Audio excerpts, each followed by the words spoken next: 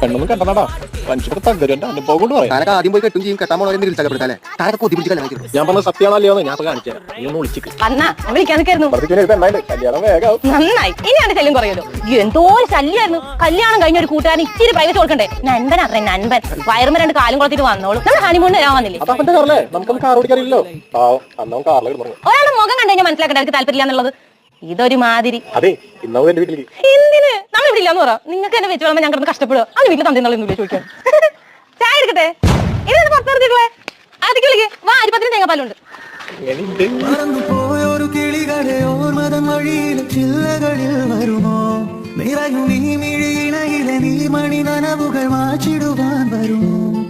ഒരു പൂവൽ തരുമോ, നിറങ്ങൾ വരുമോ, സ്വരങ്ങൾ വരുമോ, മഴയുടെ ഇതിന് പകരം ഞാൻ വീട്ടും.